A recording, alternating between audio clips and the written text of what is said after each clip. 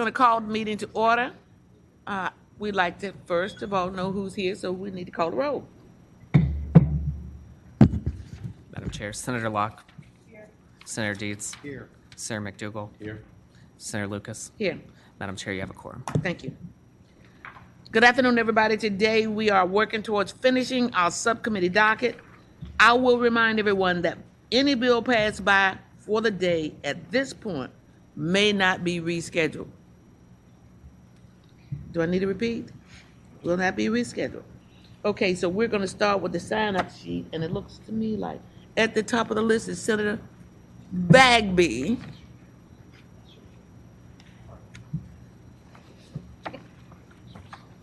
And I am a suburban. Thank you, Madam Chair, members of the committee.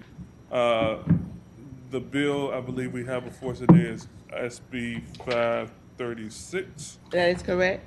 And this bill would make permanent some of the provisions that were made and passed in 2021, which authorized the Virginia Employment Commission to grant waivers for the overpayment of unemployment benefits.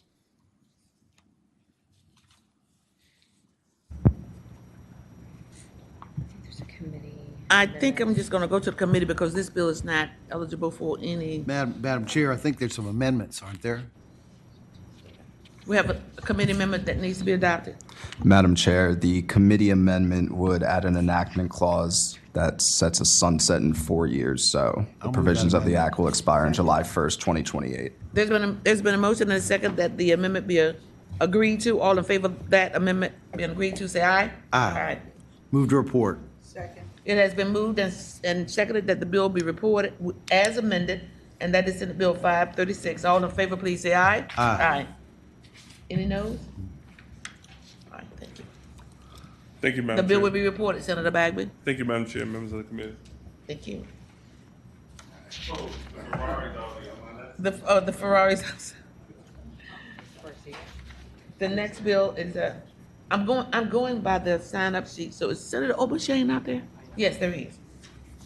Senator Obenshain. Madam Chairman, members of the committee, this is Senate Bill 709. The committee heard this last week, and we went back and worked with the Department of Taxation to make sure that we could satisfy, hopefully, their concerns and make this a little bit more workable. And I think we've done that. The substitute, this is, you may remember, this bill dealt with a sales and use tax issue, in which a sales tax was paid to the department, then a use tax was assessed that was less than the sales tax that they had paid on the same product.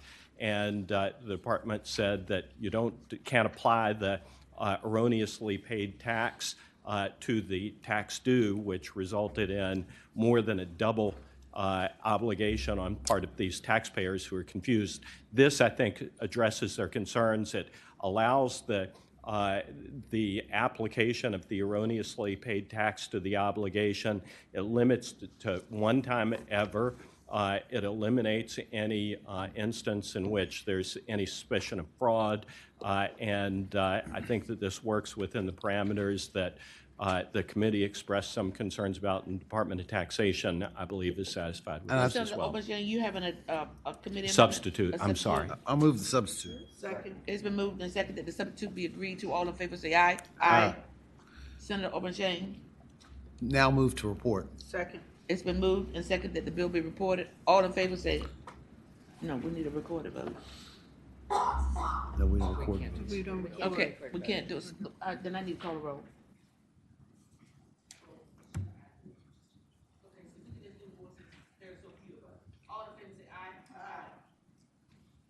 Thank you.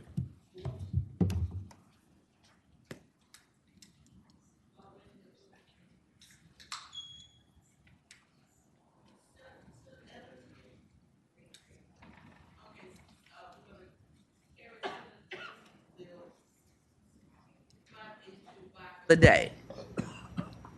All in favor? Aye. Next up is Senator Diggs.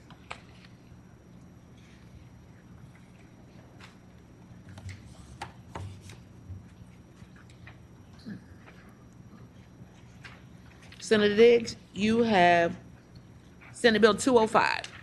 Thank you, Madam Chair. This is a pretty simple piece of legislation that allows, kind of brings us into the 21st century, allows operators of tolling facilities to notify people who have not responded to their request for tolls that they can now use, in addition to certified mails, other types of trackable mail, which would indicate that they had received the notice of invoice. Any questions of the Patriot by the committee? Move to report. It's been moved and seconded that the bill will be reported. All in favor, please say aye. Aye. Senator Diggs, you're on your way. Thank you. You're welcome.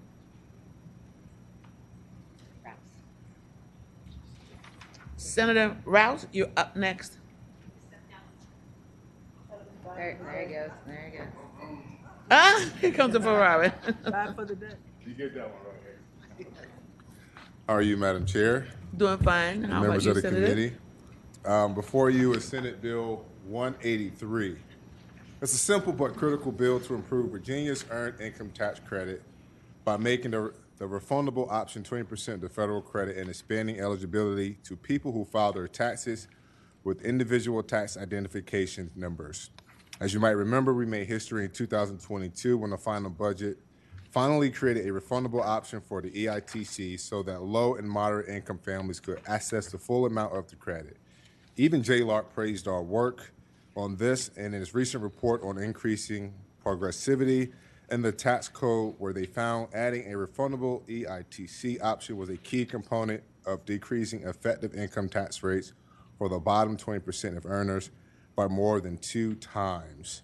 And the EITC is one of the most powerful tools for providing economic relief to families. Unlike the governor's proposal, which increases the non-refundable EITC, the bill increases and improves our refundable credit, ensuring that our low-income friends and neighbors receive the full benefit of the EITC of our state offers. And that is the bill before you.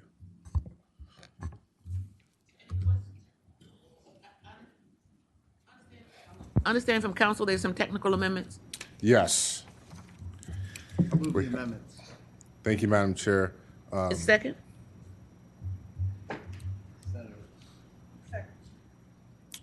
Online, It's been moved and seconded that the amendment be agreed to. All say aye.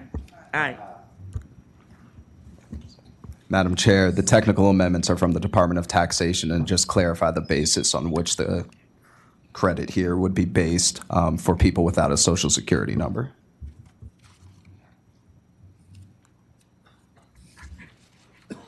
Any questions of the Patriot by members of the committee? Motion?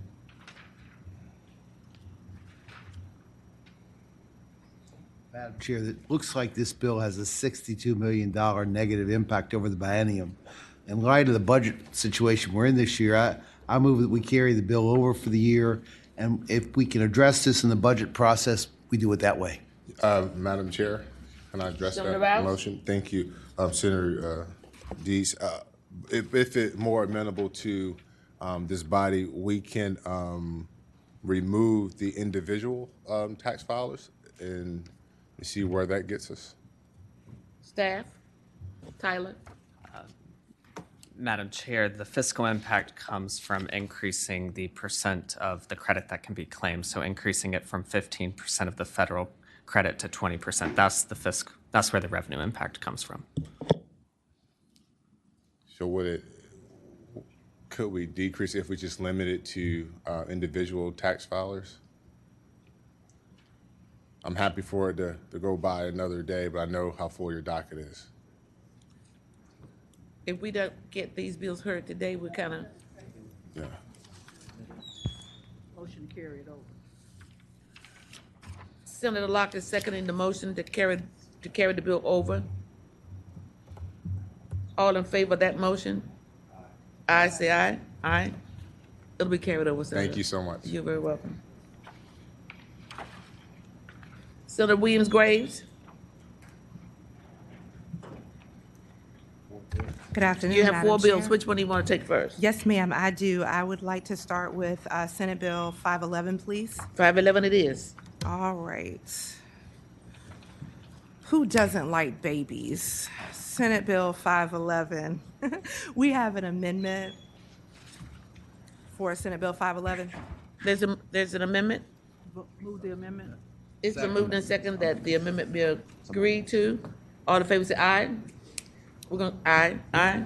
We're gonna get counsel to explain to us what the amendment does. Madam Chair, the amendments would limit the tax benefit to diapers and formula. There were a few other items that were included in the introduced bill. That is correct, Madam Chair.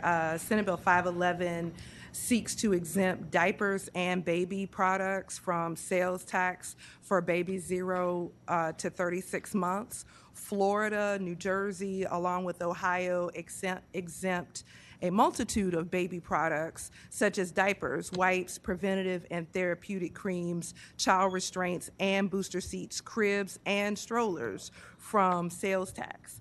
However, this bill is limited to diapers and baby formula. A pack of 32 pack of diapers costs $10.09, and one container of formula on average costs $36. It is expensive to be a parent, Madam Chair and members of the committee. It costs $23,000 a year just to raise a child in Virginia, and that makes us rank the 8th most expensive state in the nation to raise a child. 1 in 3 families struggle with purchasing diapers for their children. Families tend to spend $80 to $100 per month for diapers, which can total upwards of $1,200 a year. 5 million babies and toddlers under the age of 3 live in poor or low-income families. This would greatly assist them in being able to take care of their families. And given the growing cost of living, I hope this bill will relieve parents of some cost burden and make Virginia a more comfortable place to have children and raise Madam a family. Chair, Senator Deeds. I just have a question for staff. The substitute, as I read it, just exempts formula and diapers from state sales tax. I think we already do that, don't we? Madam Chair, Senator Deeds, we currently exempt them from the state portion. Food for human consumption and certain personal hygiene products are already exempt from state. So this would be exempting them from the 1% local option. Local, just local. And Madam Chair, the fiscal impact for localities is a $3 million revenue loss in the first year and the $3.5 million in the second year. And is that on the amended?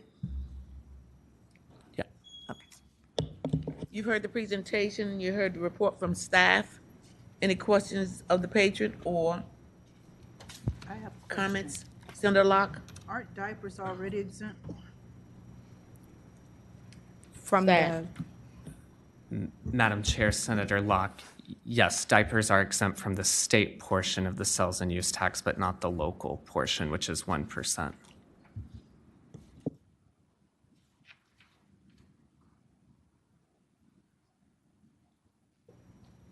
If there are no further questions or comments, we'd like to entertain a motion.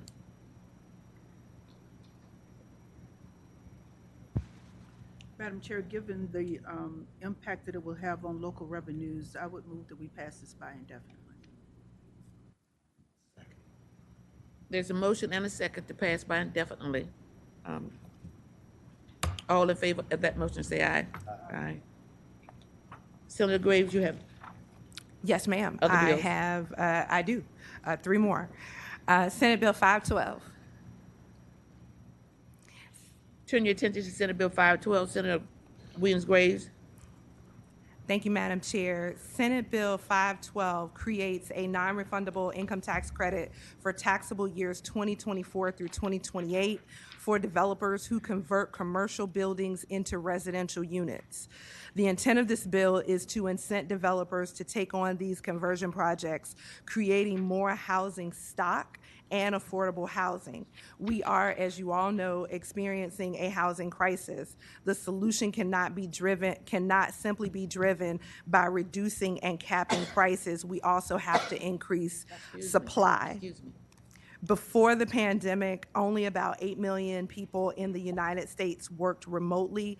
After the pandemic, it is grown exponentially to more than 90 million. This has resulted in many office buildings being left completely vacant or considerably vacant. Office vacancy rates are at 17% in Fairfax County. Arlington and DC are at 25%, which is a 20-year high on vacancies. While this bill may not solve the entire housing shortage, it is a tool in the toolbox that will allow us to actively combat the problem. Tackling the affordable housing crisis, again, cannot just be about reducing rent or controlling rent, but we have to do something to increase the supply of housing. Many people who work near or in office parks, many people work in or near office parks and in downtown areas would find this beneficial, and living close to where they work is a benefit that would provide convenience as well as reducing transportation costs. And Madam Chair, I don't know what the rules are for witnesses, but I do have testimony available.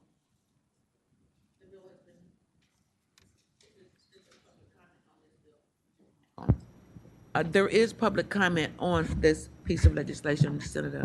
Thank you. So if there's anyone in the audience who'd like to speak in favor of the bill.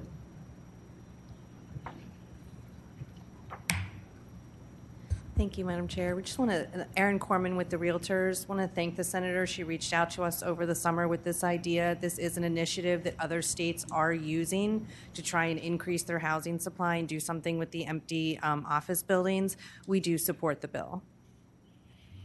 Thank you. Are there others in the audience who would like to speak to the bill? Anyone opposed to the bill? Back to the committee. Senator, you've been very aggressive in introducing bills this year, and I applaud you for it. But everything that you do take money out of the budget.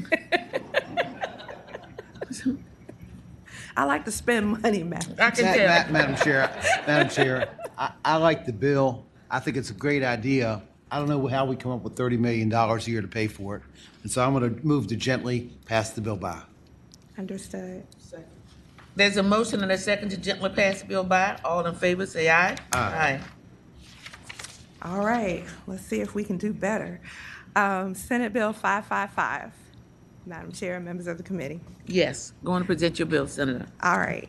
Senate Bill 555, in my opinion, takes a unique approach to helping to, again, create inventory in the housing shortage. And this bill seeks to create a tax credit for sellers who sell their property to owner-occupant buyers. What we do see is in times of a shortage of a crisis, we see out-of-town companies coming in to purchase homes and townhomes and condominiums. They generally rent those properties out or perhaps Airbnb them, and it doesn't provide neighborhood. Do you have a substitute to this bill, Senator? I do have a substitute. Wait. Oh, yes, I'm sorry. Yes, I'm sorry. Yes, ma'am, there is a substitute. There's a motion and a second? Yes. To agree to the substitute, all in favor, say aye. Aye. Senator Graves. Thank you for that. I apologize. We often see out-of-town companies coming in, buying up property.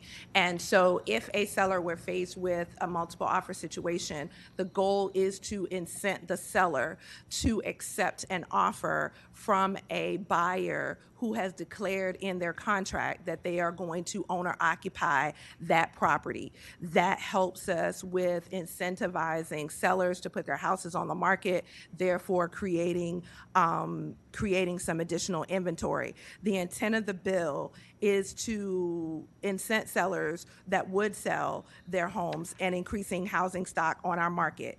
From 2019 to 2023, Virginia has seen a 42% inventory reduction, which is a total of 11,949 fewer active listings on the market. From 2019 to 2023, Virginia has a 38% price growth, which is $106,225,000 median price gain. From 2019 to 2023, Hampton Roads alone has had a 35% decrease in inventory, which is approximately 1,800 fewer active listings on the market. And that has resulted, because of the lack of inventory, in price growth at 32%, or an average median of $77,000. That's just not sustainable. And so I feel like we have to do something. A lot of times we do have tax credits for buyers. We have a lot of first-time home buyer programs that give buyers incentives. This would give sellers an incentive to put their home on the market so that we could try to get back some of the losses that we have in market share. And I think we have Thank you, guests Senator for that Williams as well. Graves, Thank for that for that presentation. I'll turn your attention now to the committee, and I don't know which one of my members would like to speak first, but I'd just like to remind you again that all of the bills you bring take money out of the budget, a lot. But they add so much intrinsic value, Madam Chair. Madam Chair, what is it the senator does for a living? The senator sells residential real estate for a living. I wonder. So these figures are near and dear to my heart. I guess I want to ask the question, what does your locality think about it? Because you did serve on the City Council for 10 years. I did. We have a housing shortage in Norfolk, just like everybody else, and folks are struggling with putting their houses on the market, and when they do go on the market, they oftentimes do get zapped up by these out-of-town companies. These out-of-town companies come in, they're not owner-occupants, they're not contributing to the neighborhood quality, they're not contributing to neighborhood stabilization, and the goal is to incent sellers to be able to put their houses on the market, get a tax credit for it, but also with that owner occupancy piece to help to stabilize neighborhoods and give those home buyers the opportunity to buy where they already live. Madam Chair, can I ask staff, is there any cap on the amount of this? I mean, cumulative, I understand, look at it, it's $5,000, up to $5,000 a taxpayer, but how much total cumulative is the impact? Have we capped it at all? Madam Chair, Senator Dietz, there's no aggregate cap on the credit, just a per taxpayer credit cap. Senator Williams Graves, do you have anyone in the audience who would like to speak in favor of your bill? Yes, ma'am, we have witnesses. How many? Okay. Thank you, Madam Chair. Erin Corman with the Realtors again. This is an issue that we've been struggling with for a couple of years because although everyone's talking about a housing shortage, we also have an issue where sellers have no reason to sell right now. They got the low interest rates, they are not interested in selling, and that bottlenecks up the whole system. So whereas everybody's coming up with ideas for a home buyer, a first-time home buyer tax credit, first-time home buyer grant money, which is all very important, they have nothing to buy. So we needed to come up with a way to incentivize sellers, and we were researching some ideas last year and couldn't make anything work. The senator brought us this idea. We do think it's a valid idea. Understand there's still some issues with capping the credit, but it would give a seller maybe that extra push to move up to a bigger house and open up sort of that channel of housing for the people behind them. So we do support the bill. Anyone else in the audience would like to speak to the bill? Return it to the committee. Any member of the committee have further questions of the patron? Comments? Motions? Madam Chair. Yes, sir. Again, I think this is a good idea. I think that perhaps we ought to carry it over for the year, and the chair could work with Senator Williams Graves to come up with an idea of what an appropriate cap would be, what kind of impact this ought to have, maybe we ought to study what sort of impact this credit would make and making homes available, because I agree there's an inventory shortage all over the place. So I move to carry the bill over for the year. Second. It's been moved and seconded that the bill be carried over. All in favor of that motion, please say aye. Aye. Senator Williams Gray. Yes, Madam Chair. You do have a fourth bill. Yes, I do. Senate Bill 556. And do you have a sub? We have a committee sub. I don't. Yes. There Well, is, okay. City. Madam Chair, the committee sub would delay the increase from 5 to 10 million to taxable year 2025 and would no longer double that amount, the additional 10 million if it's in an enterprise zone locality. It's been moved and seconded that the amendment be agreed to. All in favor say aye. Aye. Senator Graves, we're back to you. All right, Madam Chair, let's spend some more money. Madam Chair and members of the committee, Senate Bill 556 is a bill to expand Virginia's historic rehabilitation tax credit program to increase opportunities from communities across Virginia. This program has played an essential role in the preservation of more than 2,500 historic properties and the economic sustainability of communities in the Commonwealth since its inception 27 years ago. There are lots of reasons to support this legislation, but I would like to emphasize that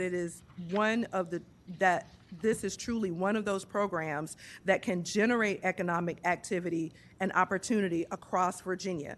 It can be used to rebuild downtowns, but also to revitalize rural areas. It stimulates job creation while also promoting cultural heritage. It generates economic activity and opportunity at the community level, but also attracts federal funding and provides a great return on investment for the Commonwealth. It can be used to increase housing, including affordable and military housing, which we know to be a great significant challenge across the state. The purpose of this bill is to expand the program to allow this success to be available for more communities and projects across Virginia. For those who are not familiar with the program, it allows taxpayers with eligible expenses in the rehabilitation of a certified eligible structure to claim a tax credit. The credit is equal to 25% of the rehabilitation expenses associated with the project. To be eligible, a property must be listed on the National Registry of Historic Places, and the Virginia Department of Historic Resources must certify the historic building, the rehabilitation plan, and the completed rehabilitation work. The allowable tax credit may not exceed the taxpayer's tax liability. There is currently a $5 million cap that applies per taxpayer per year that was added in 2017. My bill seeks to spend more money and increase that cap to $10 million. Along with the federal program, Virginia's program supports projects where there would otherwise be difficulty securing bank financing and where there are significantly thinner margins due to the increased cost of historic renovations. This may include costs associated with code compliance and seismic retrofitting, as well as ongoing inflation and higher bank interest rates. The current $5 million cap unduly limits participants by institutions willing to fund projects without serving any meaningful policy goal for taxpayers or the Virginia budget. The numbers clearly show that this program is working and that it more than pays for itself. Since 1997, Virginia has issued $1.7 billion with a B in tax credits, incenting $6.8 billion with a B in private investment, much of which could not have occurred without this program. In other words, this program brings $4.7 billion in private investment for every $1 tax credit. I'm sorry, $4.7 million in private investment for every $1 of tax credit issues. In terms of jobs, between 2015 and 2020, the program has supported 28,850 jobs in communities throughout the Commonwealth. There are countless examples of how this program is making a difference in Virginia, and here are a few. The professional building in the High Street District, along with First Presbyterian Church, St. Paul's Catholic Church, Zion Baptist Church, and Trinity Episcopal Church, all in Portsmouth. came to my Madam- city. Madam President. I know. Liberty Development in Lorton, Virginia, where a 90-acre site has been transformed into 171 mixed-income apartments, 157 townhomes, 24 single-family homes, 174,000 square feet of commercial space, and 3+ acres of green space. Investments throughout my district in Norfolk, from the Granby Art and Financial Districts to Riverview and Northern and the Norva, and 7 of our historic churches have benefited. The Omni Homestead reservations completed last year, First Christian Church and Mentor Lodge, Pentecostal True Holiness Assembly Church in Charlottesville, and the White Mill Project in Danville, along with 1 Ellsworth, the site of the old BB&T building in Martinsville, the Mary Washington Dormitory in Lynchburg, the Cavalier Hotel in Virginia Beach, the Riverdale development located in the former American Viscose campus that is being redeveloped into a mixed-use neighborhood in Roanoke with residences, offices, retailers, eateries, art studios, and outdoor-focused programming, with an estimated economic impact on the city of Roanoke of $326 million from 2023 to 2024. Lastly, the 14 churches within the city of Richmond that have benefited from this program over the past 27 years, Senator? just to name a few. Senator, I think you touched us with naming all of those in each of our cities. That was very clever of you. I just wanted to give you a visual. There is simply no other tax credit incentive that generates this level of Well, economic we have a committee growth. sub, so can I get the, And we already adopted the committee sub. yes. Well, you Should I can't, stop you talking kind because of y'all touched. gonna move to report? Yes, you, Okay. You talked us to death. it has, I hear a motion, do I hear a second? There's a motion and a second. I have more to- projects if you need more references. There's a motion and a second that the bill will be reported. So all in favor of that motion, please say aye. Aye.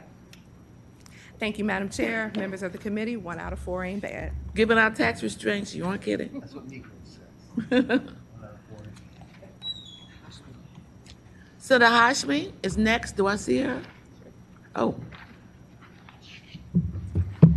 Well, good afternoon, Madam good Chair. afternoon, Senator Hashmi. And members of the committee. I'm hopeful that you will do with this bill what you did with the last bill for Senator Graves. This is SB 251, and it's the Content Manufacturing Tax Credit. And I am really, really excited about this legislation, and I think, Madam Chair, you are as well. I won't put words into your mouth, but I know you've carried the legislation previously, so I'm hopeful that we are going to be able to make some progress this year. Virginia is one of the 40 states that uses incentives for film and TV projects because production can bring hundreds of highly skilled jobs to a region. And when we compare to other states that are looking for similar economic development projects, Virginia sadly has fallen behind. Our counterparts have strengthened incentives to diversify their economies, and Virginia unfortunately remains stagnant. We are now 32nd out of 40 states that uses funds to incentivize these projects. Virginia ranks 10th out of 11 states in the South and the Mid-Atlantic, and the average annual funding cap in most of our southern and mid-Atlantic states is around $49.4 million. Virginia, by contrast, spends only $11 million a year, and other states in the region spend up to $100 million, or they have no funding cap at all.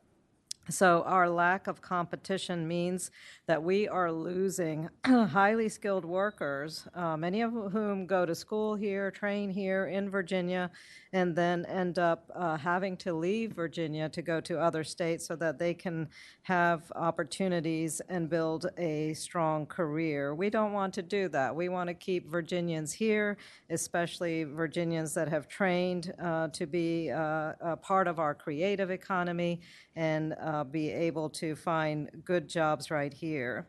So SB 251 is bipartisan legislation that's intended to take a new approach to make Virginia more economically competitive. It raises our annual funding cap to $50 million, which would be more in line with other average incentive packages in southern and mid-Atlantic states. And it also includes a 3-year initial timeline to encourage new businesses, and it has a kill switch provision so that should we not reach the levels that we are hoping to reach, we would be able to pull that funding back in our tax incentives. We know that this will bring jobs. We know it impacts so many economies, not just the film and TV industry, but our hospitality industries, our technology industries, our tourism. It is a phenomenal opportunity for Virginia to move in a new direction. Senator Lucas, you patroned, Madam Chair, you patroned the bill to create the motion picture tax credit back in 2010. You've patroned many bills since then, and I think you and I share a passion for this particular project, and I hope the committee will support it. If you are taking testimony, we have lots of people here who have attested to it. Yes, we are open for testimony on your bill. And just wanted to say we have agreement between AFL-CIO and the Chamber of Commerce. I think that's pretty rare in supporting this legislation. You can bring up your speakers. I will start the timer with 5 minutes each side. Whoops, wrong one. Sorry. It's a different 5. I'm sorry. This one doesn't do my 3. There we go. Okay, there we are. Hello, Madam Chair. Good morning, good afternoon now. Members of the committee. Matt Benedetti, representing the Virginia Production Alliance, which is the trade association for all the different entities that come to Virginia and make film, TV, commercials, and that sort of thing. We're the grips, we're the production assistants, we're the electricians, we're the whole group.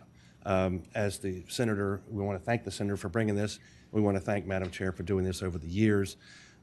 One thing that I would point out about these particular tax credits is that they're on the back end. So there's not a single dollar that leaves the Commonwealth's pocket until the production is filmed and done and wrapped, and they submit an audited report back to the Department of Tax, which in turn then grants the tax credit. So there's no initial money coming out of the current budget. It will be on the back end. Now, I understand there's some accounting things that you have to do to account for it, but there's going to have to be a large expenditure up front by the production company, which will generate all the economic activity that Senator Hoshby mentioned about all the different jobs that we have here that will create, including ancillary activities with catering, with rentals, with lumber, with housing, hotels, and that sort of thing. So we really would love to generate some excitement around this, and also to generate some construction around studios to be built, which is the 3-year kill switch, which the senator mentioned. So with that, I greatly urge your support of this important legislation for the industry. Thank you. Thank you. Hello, my name is Amanda Durst, and I have lived in Richmond for 20 years. I am a member of IATSE Local 487. I am a scenic painter, and I have been out of work for 15 months. The recent industry strikes were certainly a factor, but I had been out of work for 5 months before the strikes began and have not worked since the strikes ended last year. I support Senate Bill 251 because I don't want to have to leave the state to find work. Thank you so much. Thank you. Madam Chair, members of the committee, I'm here to support SB 251. My name is Jeannie Bishop, and I'm a Virginia resident, and I work in film in the costume department. Since 2021, I've worked approximately 2 months in my profession in Virginia while working out of state for more than 10 months. I want to work in my home state with our excellent Virginia film crew. I've seen so many local businesses benefit from film production as in Virginia, as mentioned before. And our vendor lists that we use, our buyers and coordinators, generally they're upwards of 21 pages with about 14 vendors per page, many of them local businesses. And we have a large and experienced film crews from all over the world even, have talked about how good our crew is and how they want to come back. And we have eager and available local businesses and varied and compelling locations. We have everything here. We have mountains, we have the coast, we have cities, welcoming small communities like Clifton Forge and Big Stone Gap that we produced in, and we want to bring it back. So please consider supporting SB 251, and thank you. Thank you.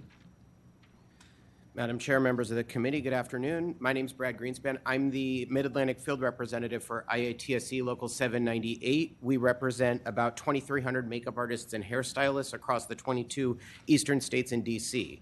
I actually focus a fair amount of time and energy here in Virginia. And the most common thing that I hear from my members who live here is, I love living here in Virginia, but I'm tired of having to travel to other states like North Carolina or Pennsylvania or Georgia to live out of a hotel rather than work here at home. So clearly I'm here to support Senate Bill 251 because in a sense, this is a jobs bill that supports all of Virginia. Film industry jobs provide economic development across all industries. Each production that films in Virginia creates hundreds of local jobs. When a production films here, my members are tasked to source their materials and products locally. So that salon supply store down the street or that makeup store in the next town, they get business from my members who need to make specific looks for the actors every single day of production. And that's not just my department. But best of all, when we film here, everyone working on the production turns around and spends their hard-earned money right here in Virginia. So by increasing this production tax incentive, you're making Virginia competitive, you're attracting future films and TV series to the state, and supporting the local economy and businesses in the process. Thank you.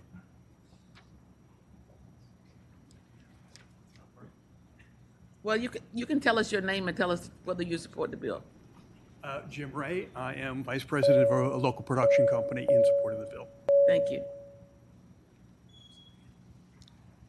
Senator Hashmi, I don't see any other individuals in the audience that would like to speak to your bill, so now I'm going to turn my attention to the committee. And you know how I feel about this. For years, I have introduced these kind of bills. But we have budget constraints that will keep us from doing a lot of things that a lot of us love. But I'm going to take myself out of it and turn it to the committee to get their opinion on the bill.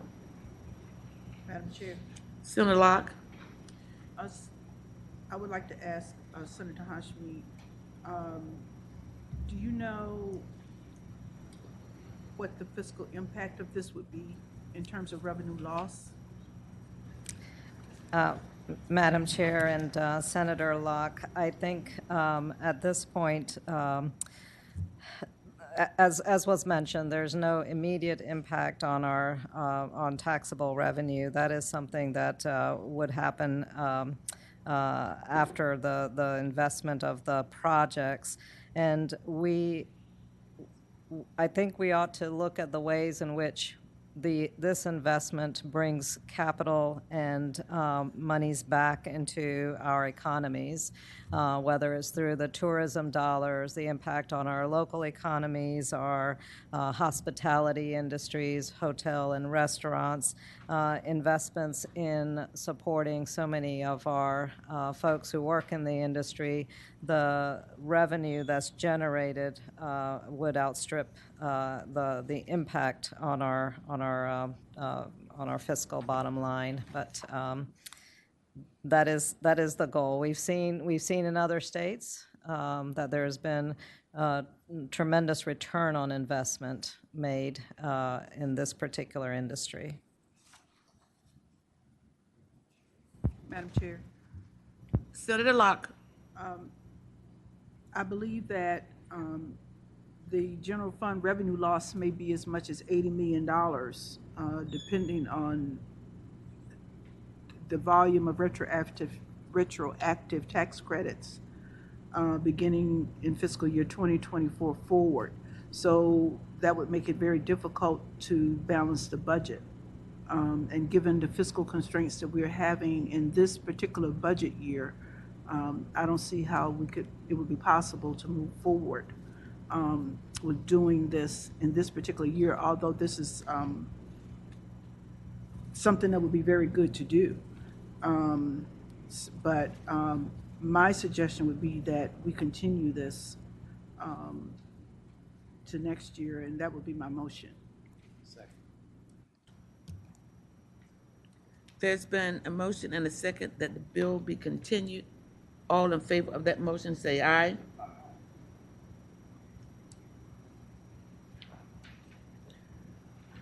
Okay, Senator Hodgman, the bill is going to be carried over. Thank you, Madam Do Chair. you have a second bill? I do not have a second bill. Thank Thank you, you. Madam Chair. Thank you. Senator Head. Thank you, Madam Chair. I have two bills for you today. First one, in a similar subject area, is Senate Bill 410. This bill would rename the governor's the governor's Motion Picture Opportunity Fund to the Major Entertainment Opportunity Fund and expand out what it could be used for, in addition to motion pictures, to add certain sporting events with spectators and that sort of thing. There is a line amendment or a couple line amendments that we have, and do we have those? Council, can we? They're already online? First of all, let's move the line amendments. I'll move the amendments. It's been moved and seconded that the line amendments be agreed to. All in favor, say aye. Attorney? Madam Chair, the line amendments would amend the sporting events definition to include motorsports racing events and golf tournaments and exclude events related to a professional major league franchise sport. And wanted to make sure that this was not conflated in any way with any of the other projects that are anticipated that you might be hearing about at some point later. But the nexus for the impetus for this bill was we had an opportunity in Roanoke earlier last year in the summer for Cycle USA was looking to have a host for the Olympic time trials for cycling. And all of those were up for grabs, but it needed to have some local monies and some statewide monies in that bid process to relocate and move their headquarters to Virginia or to somewhere out of Colorado. And we could have gotten it, but when we needed some additional funding from the state, we realized in working with the administration, there was no fund available that could be tapped into for an event like that from the state. And so as a result of that, we've come up with the thought of if we had renamed this fund for not only just motion picture opportunities, but any other special events like this that could have significant positive impacts on the community around the Commonwealth, that it might be a good idea for us to at least give the opportunity for somebody like that. And I think there are some folks that would like to speak about this from tourism, but that's the bill. Those in the audience who would like to speak in favor of the bill, would you please come forward?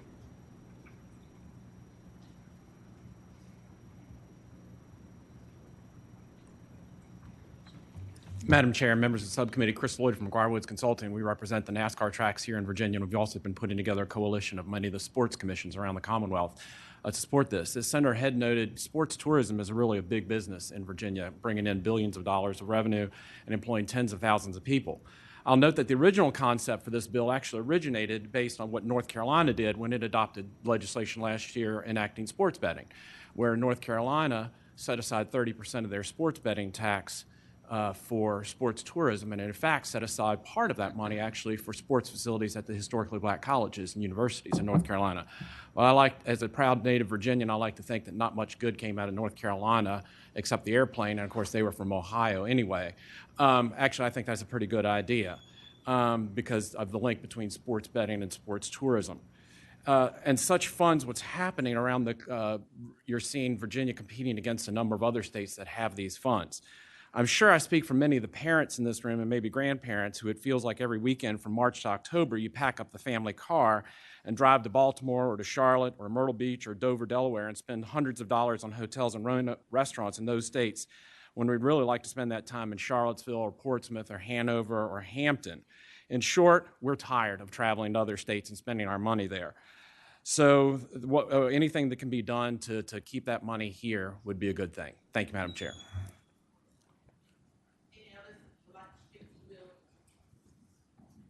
Good afternoon, Madam Chair and distinguished members of this committee. My name is Rita McClenney. I am CEO of Virginia Tourism Authority. and I am here in favor of the bill.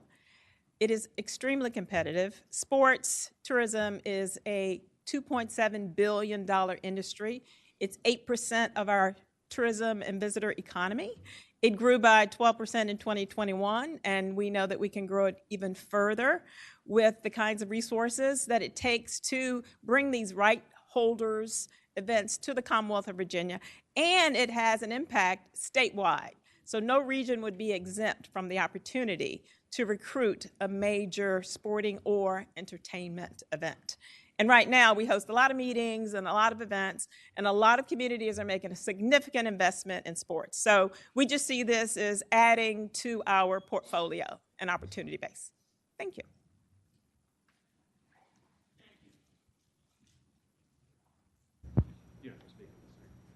Is there someone else coming to speak? Madam Chair, Matt Benedetti with the Virginia Production Alliance. We don't necessarily oppose the bill or support the bill. As you heard in testimony on Senator Hashmi's bill, we are grossly underfunded as far as the motion picture and content manufacturing, and taking money away from motion picture and TV production to do this particular idea is not something that we can support at this time, although we do support sports tourism. But I think that's coming from our budget to do that. We're already grossly underfunded. So with that, I would. Thank you. If there are no other speakers to come forward, I'd like to turn our attention to the committee for any comments or motions that you may feel necessary. Madam Chair, I like sports tourism too, but I'm just not sure that we can do this right now. So I'm going to make a motion to pass by. Second. There's a motion to pass by indefinitely.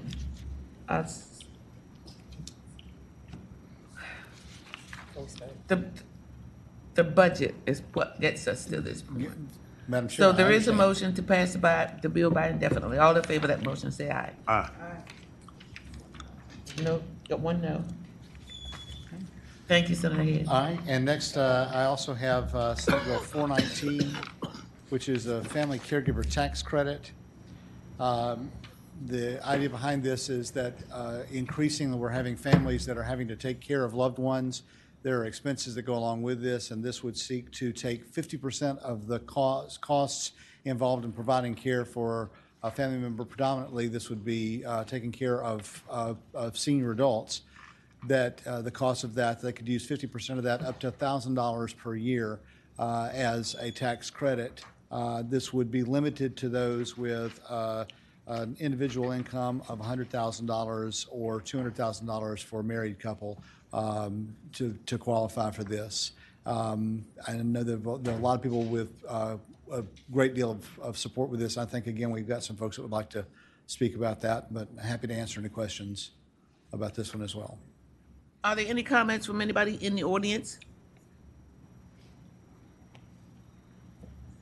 Good afternoon, Madam Chair. Jared Calfee with AARP Virginia. We strongly support the bill. I have no doubt that this committee understands the value of family caregivers, so I'll make the financial case for this legislation. AARP did a study last summer, and we found that there are about 980,000 family caregivers in Virginia, and the economic value of the free care that they provide is about $14.3 billion. These folks, by providing this care, are helping keep people in their homes and communities and out of nursing homes and off of Medicaid. So in addition to putting a little money back in the pockets of people who are really struggling financially in a lot of cases because they've had to reduce working hours or give up their jobs entirely to take care of loved ones, we would also be making an investment in the state's long-term care system by helping keep people, out of nursing homes, off of Medicaid, and saving taxpayers money. So I hope the committee will support the bill. Thank you. Thank you so much for that presentation. Are there other speakers? Committee members, any questions? Motions? Senator McDougal. Madam Chairman, this one's, I think, consistent with how we've been viewing things over $40 million. I don't know that, so I move that we carry this over for the year. I think this is, family caregivers are really important in the whole mix, but I don't know that we have the resources to find $40-some million this year. It is moved and second that the bill be passed by indefinitely. Oh, did you say carry over? Carry over. So we're gonna carry the bill over, stays in the bosom of the committee. All in favor of that motion, please say aye. Aye. Okay? Thank Thank you you. very much. Senator French.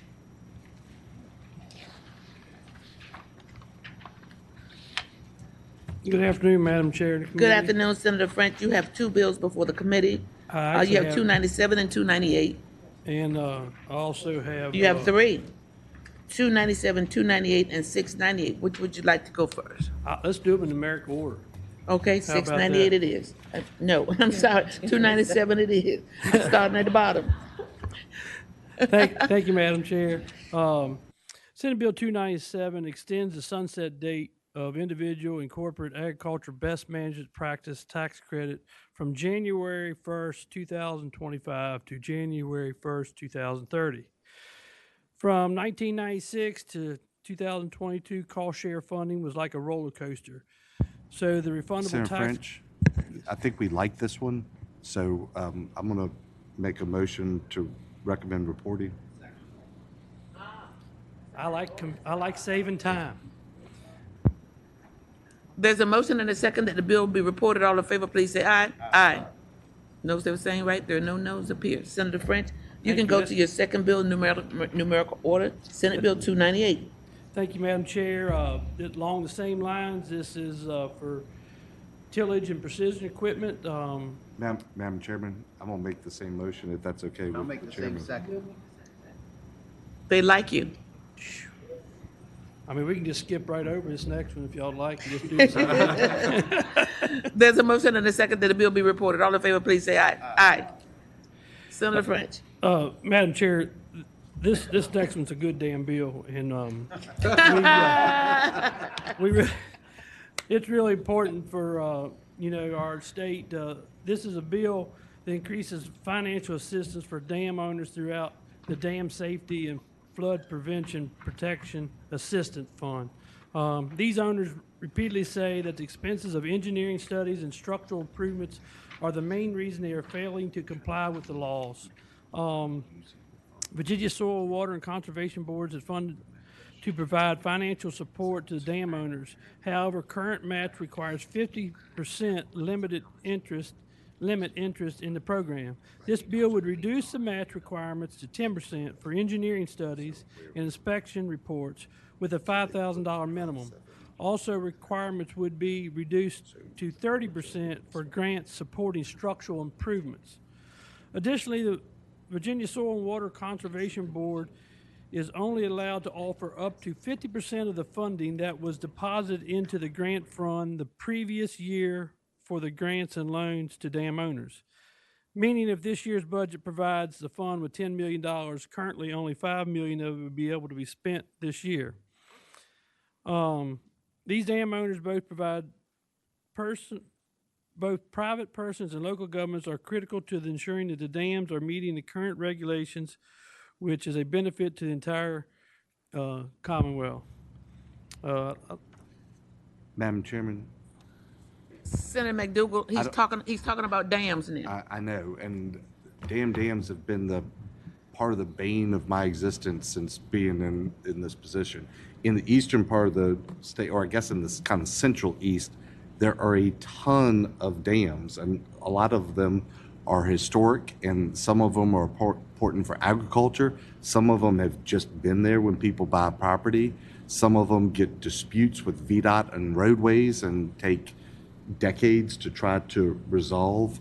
Madam Chairman, I think I have some idea of maybe where the committee might be, but I'd really like to find a way for us to continue to work on this, because it does seem to me that there are a lot of small landowners that end up with dams even if they don't realize it, and the expense to repair them now are so high because they have to get engineering done and then they have to get the work done, and if you don't have your own equipment to do it, the 30% out of the fund is just not enough to fix it. And we changed the rules a couple years, or I don't know, I think the federal government might have changed the rules to look at what's impacted downstream, and it is more impactful and not raise the cost. So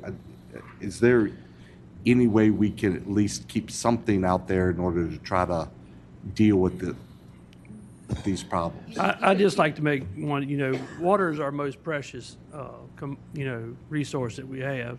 And a lot of communities, these dam owners provide dry hydrants for fires that could be in the community and things like that. If we don't retain the dam and keep it in place, we don't have that, in a lot of rural communities. It's an important thing to keep this resource up for our state. Well, I heard what I thought was a motion coming from Senator McDougal that this is a good damn It is a good damn bill. bill, but it costs a damn lot of money. so I'm going to go with your motion. If his motion is to carry over. Yes, that's what it is. Oh, then I'll second that motion.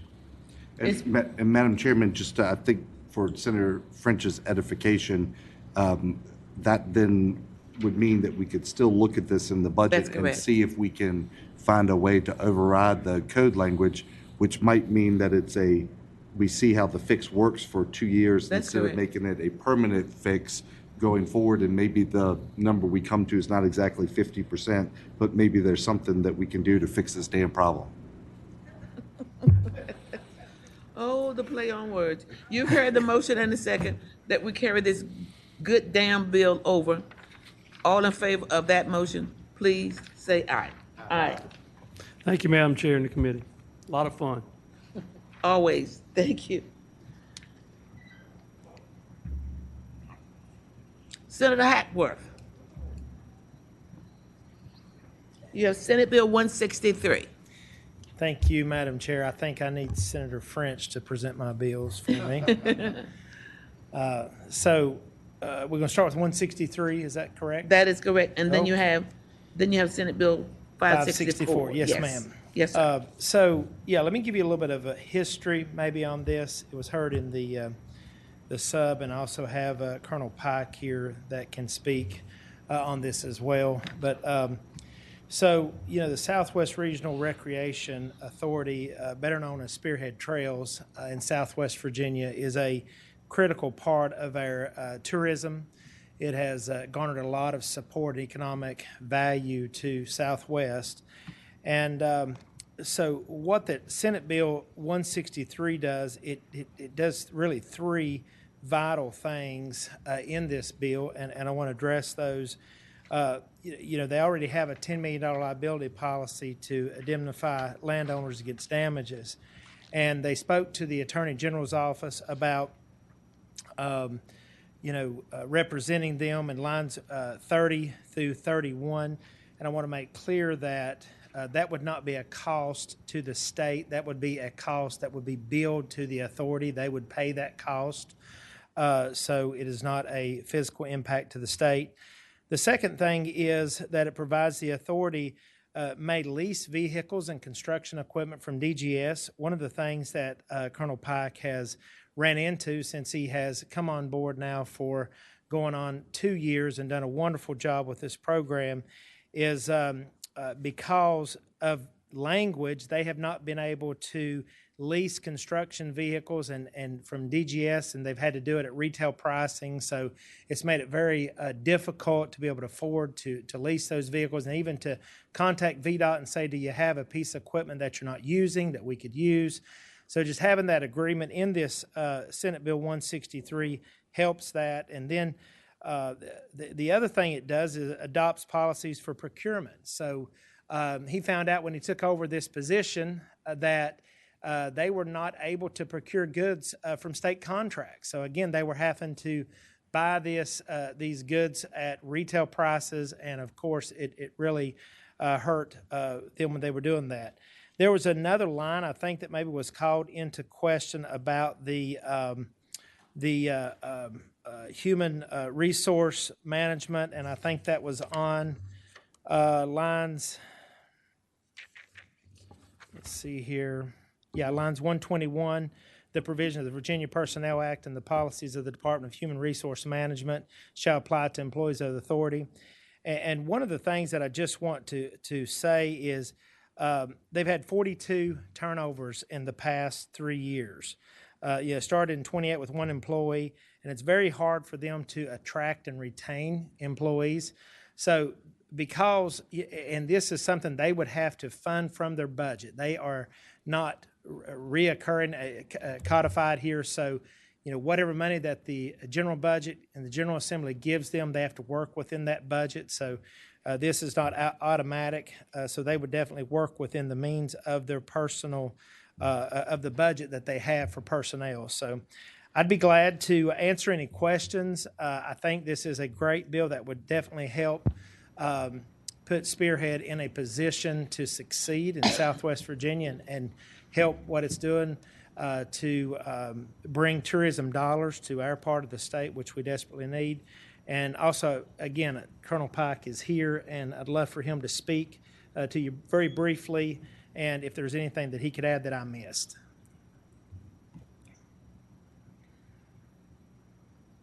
We weren't supposed to have any public comment, but Colonel Pike, you took care of us for a lot of years. Come to the mic.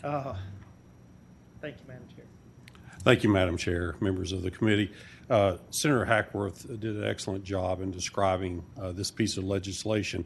After I came in as interim director, I looked at the original 2008 codes that were passed by the General Assembly at the time and looked at some of the impediments that had occurred over the years with the authority. Senator Hackworth described having the ability to use the AG's office in matters of civil matters. One of the bigger issues is just simply trying to lease vehicles, simply trying to do that through the Department of General Services and or VDOT was a real problem. Once I got in there, we were prohibited from doing that. So that would afford us a better opportunity to manage this trail system. As Senator Hackworth explained, the money that's coming in from the state, we're generating about $18.8 million of economic impact from a 2019 study for that region of the state. So this is just trying to get the organization aligned in a better position. We're in 2024, so we can serve the public and create a better economic impact for that region, Madam Chair. Thank you very much. Any questions of Colonel Pike? Okay, we're going to wrap it up. Committee members, any questions, comments, motions?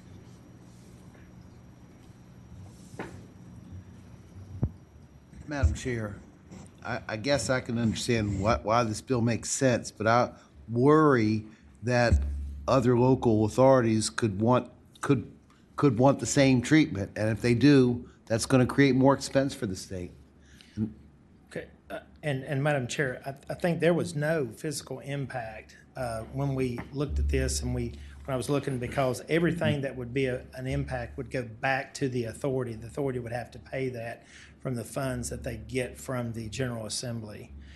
So I think that was one of the things that we was addressing to make sure that was any charges from the Attorney General's office they would have to pay, any vehicles or any procurement they would have to pay. If they lease something from VDOT, they would have to pay. So when I looked at that, I think it had said something about there could be an expense of $200,000 from the Attorney General's, but they would pay that. It would be billed to them, and they would actually pay that. So, I would love to see the committee give a green light on this to be able to help the Spearhead Trails. But ultimately, the Commonwealth pays that, doesn't it? I mean, that money goes to the authority, so the Commonwealth pays it, and if other, I'm not worried about your authority, but I'm worried about every authority that's out there. Yes. Yeah.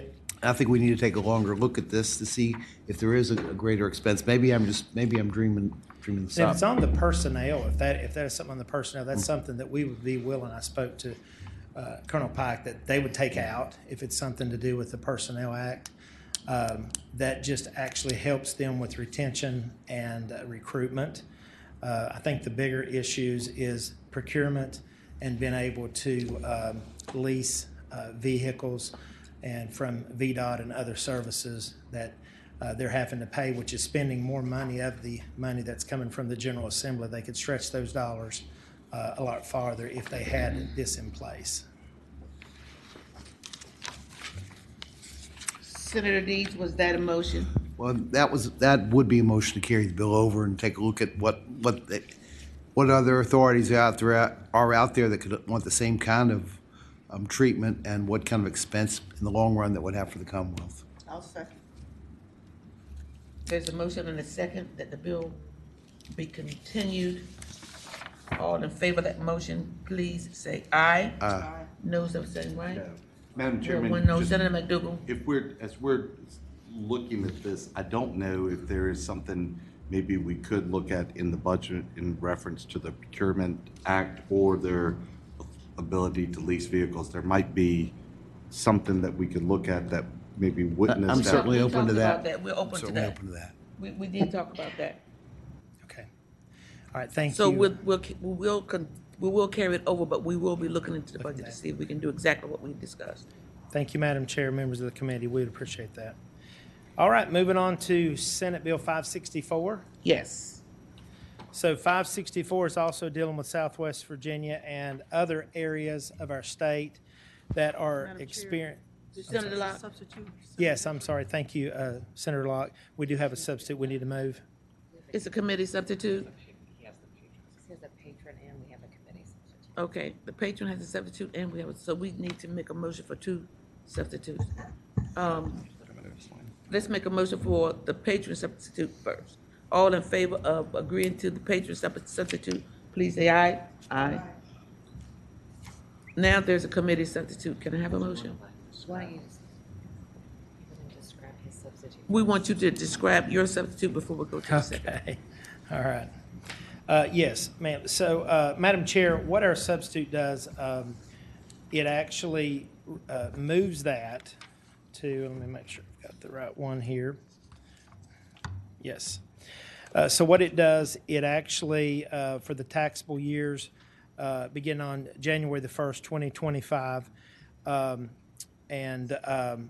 but before 2026, if you are a locality that has lost more than 9.8% population over the last 10 years, and you are a double distress locality, you would receive up to $5,000 of income received by a resident of an eligible double distress for taxable years.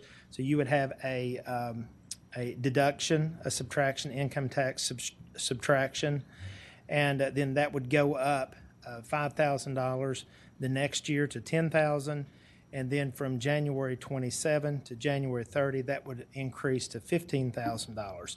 And Madam Chair, what this does is, we are seeing residents move out of the Commonwealth, but of these double distressed, it is a double whammy for them. They not only are seeing population loss that's 9.8 and more loss, they're also in that double distress category. For example, my hometown of Richlands, the median income is $27,000. And so what we are hoping that this bill would do, and the intent of this bill would be to have those individuals that live in these counties that qualify under this criteria to pause before they decide to rent a U-Haul and move out of the county. And also, it would give an incentive to these companies that are in these localities to be able to say, if you come and you move into these localities and you work, this is a added benefit. It's not a lot of money, but it is at least something that they could have as a recruitment tool. So when your median income is $27,000 and you get a $5,000 deduction or a $10,000 deduction, that is very substantial for the folks in these described localities. So this is phased in over 3 years. And I think the fiscal impact FY 24-25 is a little bit south of $9 million. And so we would ask the board if they, or the committee, if they would consider this to help our localities that are experiencing this drastic loss of, and there's I guess there's a hypothetical leap that you could say if they are moving out. Weldon Cooper is saying that they're moving out 0.5% of these localities every year. So we're losing these people out of these communities anyway. If we can stop that, even 10%, it would pay for this impact. So that's what we're trying to do. That's the intent of the bill. And thank you, Now, Madam. I'd like to call on staff attorney for the committee substitute. Madam Chair, Did we the approve it? I need a motion. Move the committee substitute, committee. I got a motion and a second to agree to the committee substitute. all right, All in Madam, favor, say aye. Aye. Now we'll go to staff attorney. Madam Chair, pardon me. The committee substitute would direct the Commission on Local Government and the Department of Taxation to assess the need for income tax relief in double distressed localities that have suffered significant population loss over the past decade. Any questions of council? Senator Hackworth, Yes, ma'am. you've heard the committee substitute. Yes, ma'am. You're the boss. And, Yes, thank you. okay, Senator Deeds, and I'll turn to you for a motion. It's been moved and seconded that the bill be reported as amended by committee substitute. All in favor of that motion? Aye. Thank you, Senator Hackworth. Thank you, Madam Chair, members of the committee. Thank you. Senator McPike, you've been sitting a long time. Thank you, Madam Chair. Senate Bill 593. Senate Bill 593. As you might remember, this is dealing with the firefighter PTSD and removing the cap in terms of the number of weeks and then setting a cap on anxiety disorder and depressive disorders and capping that at 104 weeks from the date of diagnosis, Madam Chair. Madam Chair, I have a think we have a committee committee substitute, yeah. There's a motion Move the committee substitute. and a second to agree to the committee substitute. All in favor, say aye. Aye. All right, Madam Chair, the committee substitute, the substitute that we had seen before removed the durational cap for PTSD workers' comp benefits and imposed a 104-week cap on anxiety disorder and depressive disorder benefits. Under the committee substitute, it no longer distinguishes between the two, and everything will get that 104-week or 2-year durational cap. Senator McPike. Madam Chair, I appreciate the committee substitute. I'd love an alternate for PTSD at 4 years, understanding that cumulatively understanding and collecting the data is a prudent fiscal, and so I appreciate the committee's approach. We already know that there are folks already into that 2-year duration, just as a suggestion, obviously not trying to cause any cross-direction from the committee, but an alternative would be to unstrike the Romanet 2 and insert the 208 weeks, which would be a 4-year parameter. That way it's got guardrails to understand the cumulative data, but we know that PTSD, because it's cumulative, we know that the folks who are already going through this cap are not receiving enough care that they desperately need. And anybody who's been in the service any amount of times understands what folks see on a daily basis. Committee have any response to Senator McPike? Senator McDougal? Madam Chairman, I would say that this doubles what is currently being done, and it keeps the process moving alive as we're trying to work through some of the other dynamics that go on. So, second. I think we already approved the substitute, did we? Yes. Okay, so now I need a motion. Second. There's been a motion and a second to report the bill. All in favor, please say aye. Aye. Thank you, Madam Chair. Senator McPike, Senate Bill 593 is reported. I'm looking at my Senate sheet, Got Emily, Jordan. and I have, Marston, Jordan. right, so right after the next two who are signed up is Senator Jordan. This was a sign-up sheet. Thank you, Madam Chair, members of the subcommittee. I bring before you today Senate Bill 310. What this bill does would create a non-refundable tax credit of $4,000 for Virginia families that do non-family adoption. So this would not apply to next of kin, or if someone is adopting a relative or a stepchild. This would be non-family adoptions. Non-family adoption. So going through either a, DSS, going through any public or private agency if a child is adopted in the Commonwealth of Virginia. You heard the bill presented by Senator Jordan. Committee have any questions? Any public comment?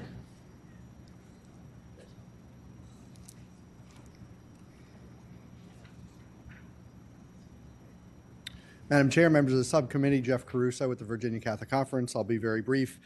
Typical adoption costs for a family are between $20,000 and $40,000. So the state adoption tax credit would make the process more affordable and create more permanent homes for waiting children. There are 22 states that provide tax relief for adoption, and we hope Virginia can become the 23rd. Thank you. Thank you. Anyone else in the audience who would like to speak in favor of the bill? Committee? Madam Chair, I like the idea of creating an incentive for adoption. This has a negative impact on the budget over the biennium, over $16 million. I would suggest that we pass the bill by and see if we can do something about this in the budget. Second. Okay, it has been moved and seconded that Senate Bill 310 be passed by, with the understanding we will see if there's any way we can work funding into the budget. All in favor of that motion, say aye. Thank you. One no. And now, Senator Marston. I have two other people who are not here yet, so Senator Marston. Thank you, Madam Chair. Come out there. Madam Chair, I come not seeking Madam Chair's money. These I have two bills that don't have any fiscal impact. You want to start with Senate Bill 457? If I could start with 459, because we got some folks here on that. That's fine. Okay. What this does is deal with a glitch that was the intent last year to pass a bill dealing with rolling conformity, which, as you know, deals with the issue of automatically conforming to changes in federal tax law. And rolling conformity allows the Commonwealth to automatically conform to changes in the federal tax code unless the financial impact to the Commonwealth or taxpayers exceeds $15 million for any single amendment or $75 million for multiple amendments. The technical fix here ensures that any single change in our law that is above the $15 million threshold and therefore not conformed is not included in the $75 million aggregate calculation. This bill clarifies the intent of rolling conformity, which is to make life easier for taxpayers and the General Assembly as long as the fiscal impact is not significant. And that's what the bill does. It really fulfills the intent of what we tried to do last year when Senator Barker and Delegate Knight had the bill. And I do have someone here from the CPAs who can testify to the more technical natures of the bill. And there is a small substitute.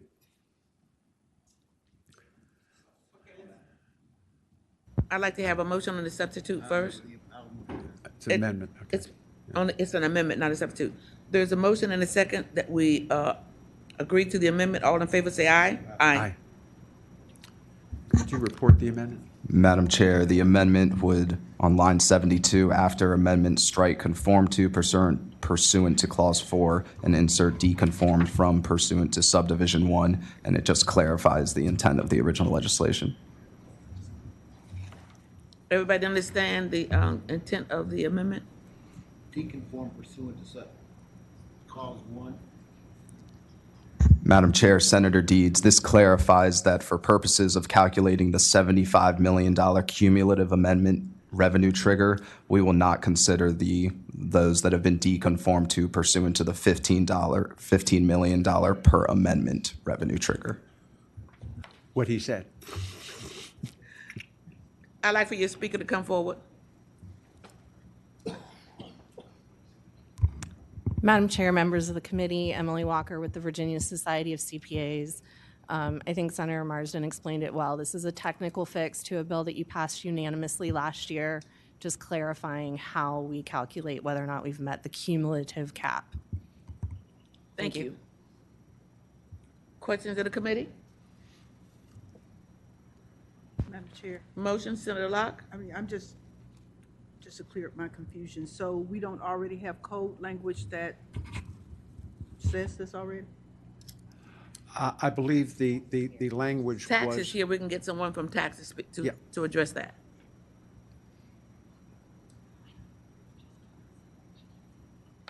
Sure.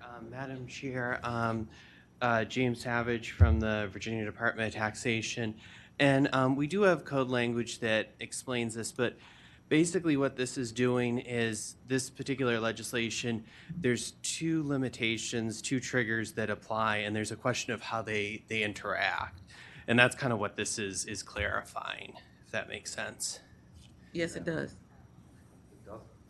Madam Chairman, maybe Senator McDougal. maybe you're just smarter than I did, but that sounded like mud to me. I don't Oh, have any idea what it meant. Yeah, So- let me explain that further, Senator.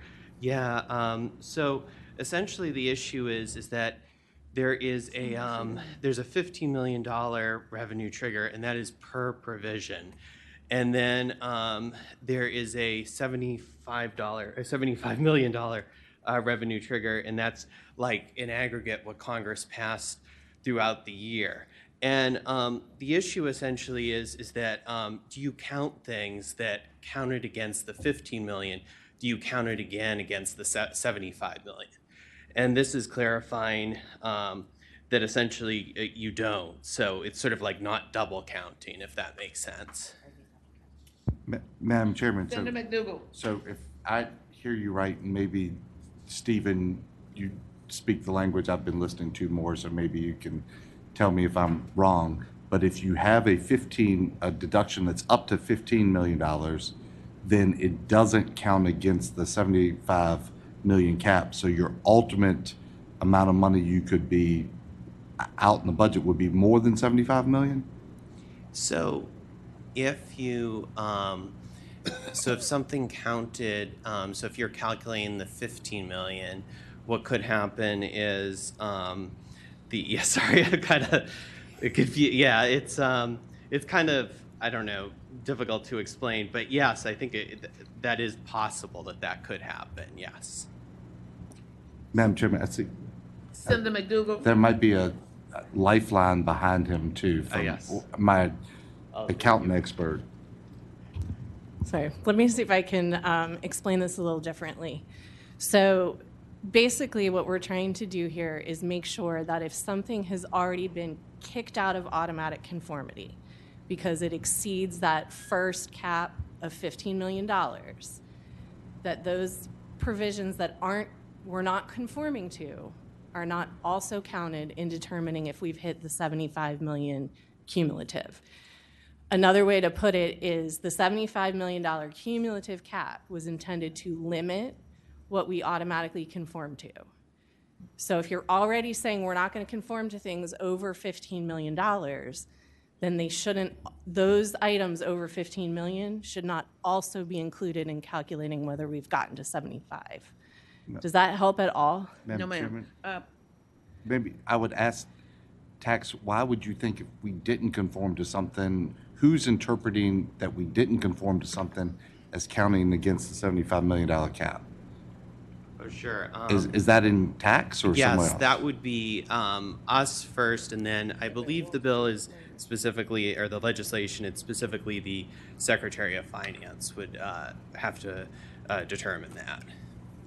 Senator Deeds. Well, the thing that worries me, and I don't understand what you all are talking about. Sorry. The notes suggest this could have a $75 million negative impact on our budget on an annual basis. I mean, that's what I want to know. What's going to be the impact of this legislation on our budget, on our revenue? Let's see if we can get Tyler to explain it to us. Yes, Madam Chair, Senator Deeds. So there's the cumulative revenue trigger, I believe is how we referred, or yes, the cumulative revenue trigger is 75 million. So you can conform up to $75 million worth of federal tax changes before rolling conformity stops. So the potential negative revenue loss is $75 million or positive $75 million to the budget. But the per amendment trigger is 15 million. So if an amendment is above or below 15 million, you do not conform to that. You deconform from that provision of the federal tax code. I think the unknown, and we've mentioned this before as staff, it's unknown to what extent Congress will enact changes to the federal tax code at any given point. And so such changes may result in a positive or negative revenue impact to you and your balanced budget.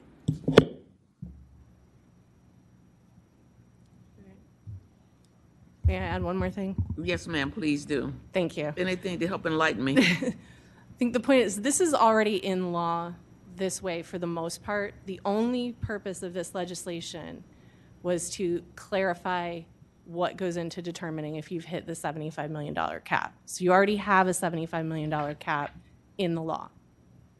We're just making sure that what goes into determining that is something is using only the items you're going to be conforming with per the existing law.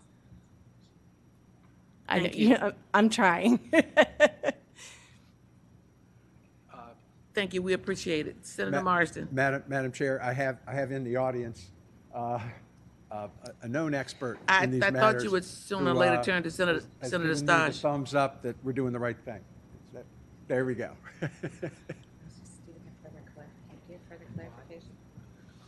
We don't have any further clarification. I'm going to turn to Attorney Tyler. Madam Chair, I would just add the federal government hasn't done anything on the tax code, so we've not experienced this process yet of rolling conformity.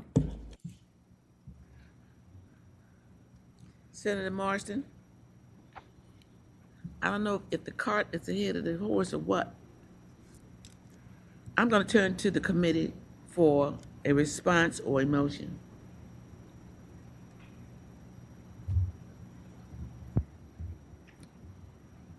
I know Senator McDougal does not like for there to not be a motion, so. I do not like there for not to be a motion. I didn't want to be the one to make it though. But I'm having some difficulty in understanding how tax or secretary would be interpreting us not conforming with something as counting against the cap. So just intellectually, I can't get that. So that is making it difficult for me to understand the need for the bill. So maybe my motion is going to be gentler than what the chairman would like it to be, and to carry it over, since we haven't come up with it this year, the situation, I need to understand why it's confusing, because it's confusing to me why this wouldn't be done the way it's articulated anyway. There's a motion that Senate Bill 459 be carried over. All in favor of that motion, say aye. Aye. Senator Marsden, you do have another bill. I do, Madam Chair, which is the bill to create the decarbonization fund. As you know, Madam Chair, we have the Clean Car Act that requires us to have increasing amounts of electrification infrastructure for automobiles.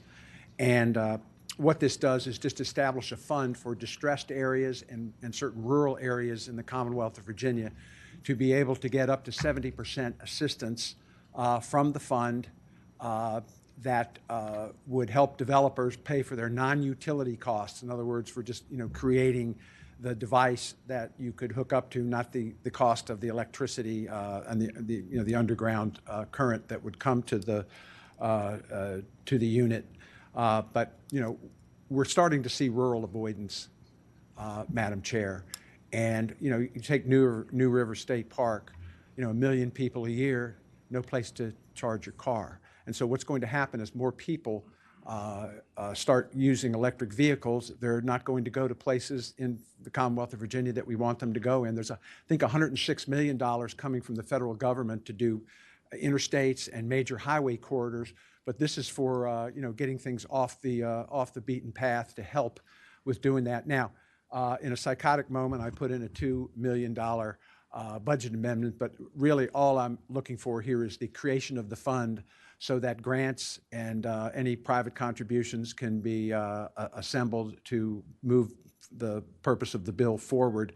And when budget times are better, we would have a vehicle to place money into, if it so suited the Senate Finance Committee to do so, so that we could advance the whole notion of electric cars.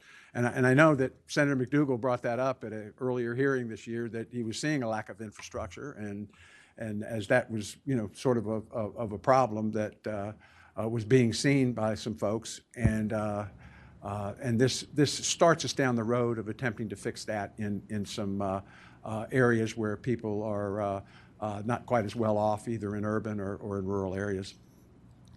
Senator Marston, I want to hear from the committee, but the first thing that captured my attention is the fact that it says the fund is to assist private developers.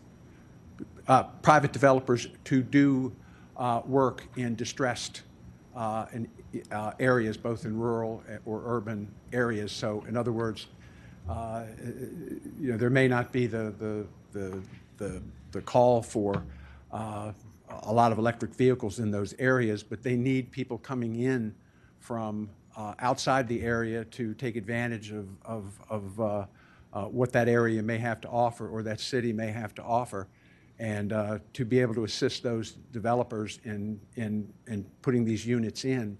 But I'm not requesting or expecting any money in this, just the creation of the fund for when it becomes an important thing that the Finance Committee chooses to put money into. And but we just need to get the vehicle in place, and working with the environmental community. This is something that they are behind, so that we can just get a start in doing this and getting electric infrastructure to places in the Commonwealth that might be a little slower to get it without some potential assistance. Okay. Let's turn back to the committee, see what the committee thoughts are. Senator McDougal. Madam Chairman, I think Senator Marsden's accurate that I did express at some point the challenges of electric vehicles in rural areas, particularly for my constituents that have to drive well over an hour each way just to get to work. But Madam Chairman, that did not include public taxpayer dollars going to help to build that infrastructure out. So I'm probably not the person to make the favorable motion on this. I'll probably make a different one. Committee members? Madam Chair, if I could, this bill was passed last year. It came, through the Senate, but there was $50,000 in it, and it did not make it through the budget process. But the concept, the policy, did, and I think it's an important policy. Thank you. Committee? Operate by motion? Move to PBI. Well, there is a motion to pass by indefinitely. All in favor of that motion, say aye. Aye. Senator Marston, I think that's your last bill on our That's it. docket. Thank you, Madam Chair. Thank you. I see Senator Suline came into the committee room.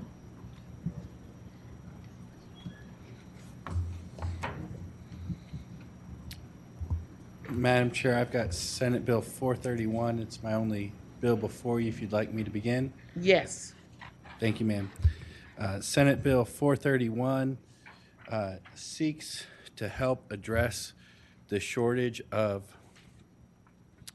bus drivers that we have in the Commonwealth. It's a problem that's being experienced nationally, but we especially feel in the Commonwealth, especially in school divisions. And so what we're trying to do is create an opportunity so that localities, the local school divisions, can have greater flexibility to utilize transportation solutions beyond the 80-passenger large yellow school buses that require CDL drivers. And we have several other options that are through here. We already went through the transportation discussion. I'm not aware of anyone that had any issues with that from a financial perspective. I'm also not, we're not asking for any additional money So I'm not aware of any fiscal impact this has to the Commonwealth or school divisions. It should only benefit the school divisions because they'd have more flexibility. Senator Suline, there is no public comment on your bill, so I will turn to the committee to see if there are any questions or comments.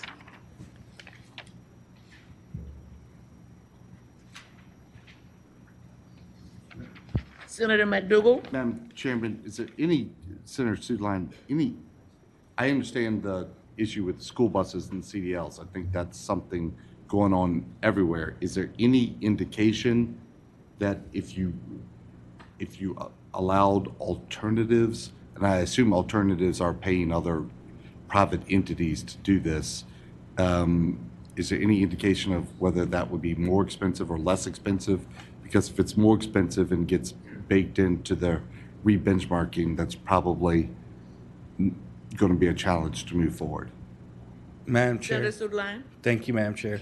I'd tell Senator McDougal that often these entities are ones like 4-H and groups like that that are taking the kids to other programs, so they already have their transportation.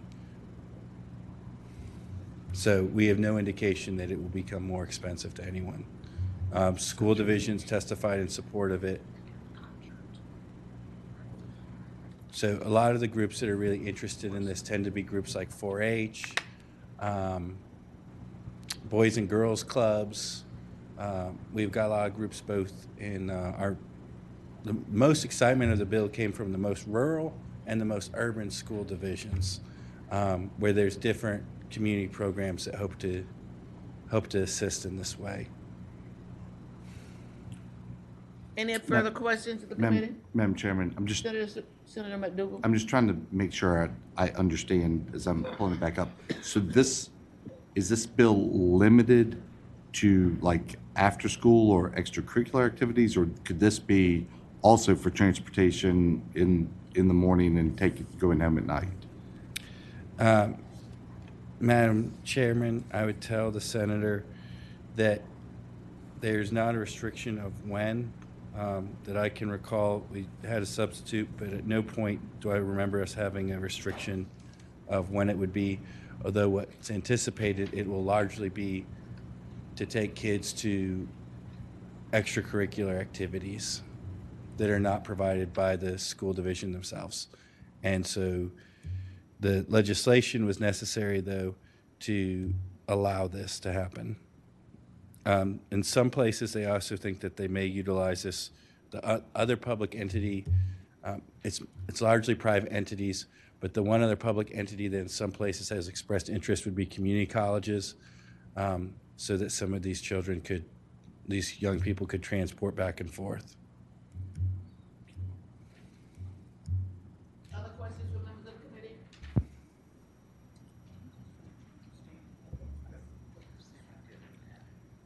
Senator McDougal?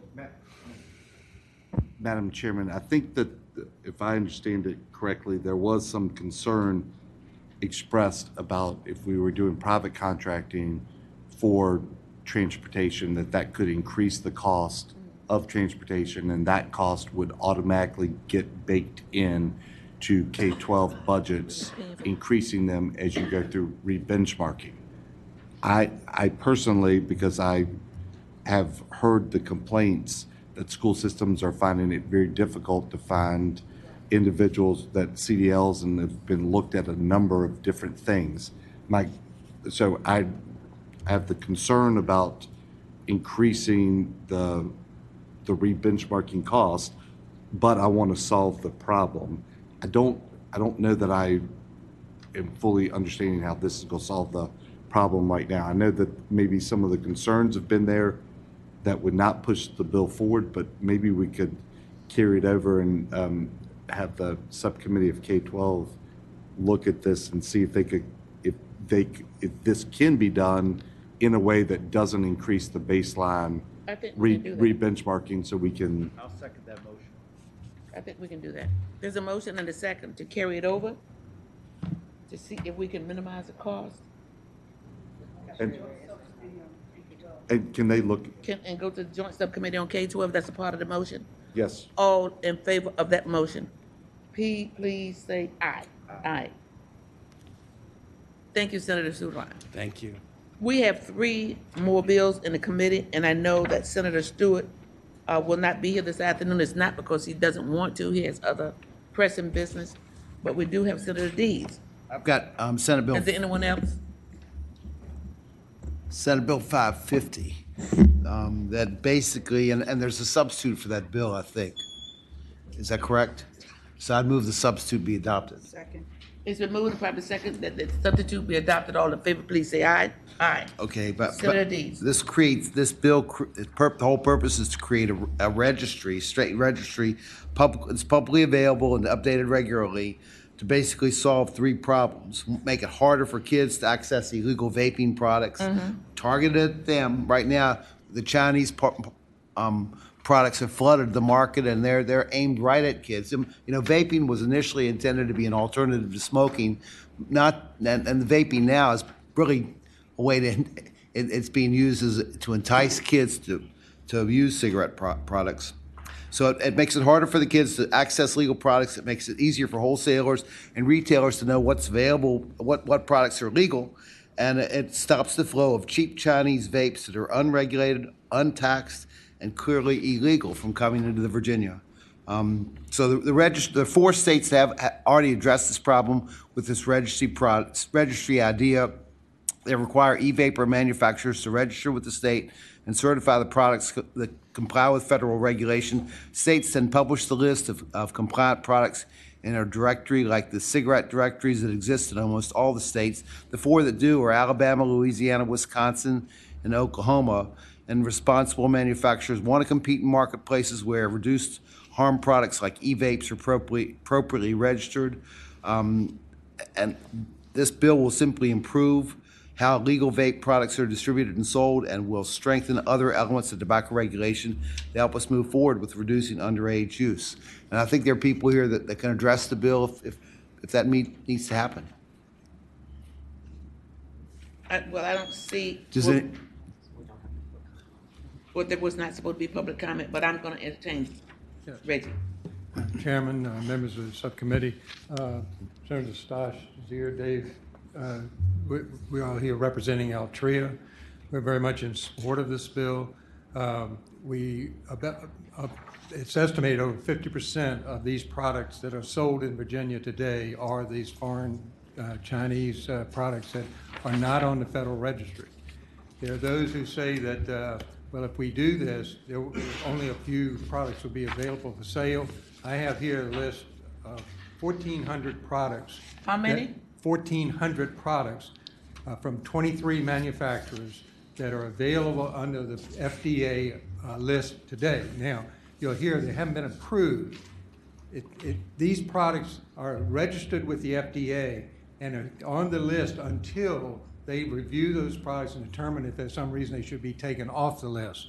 But this 1,400 products currently are available on the Alabama registry, is the one that I have here.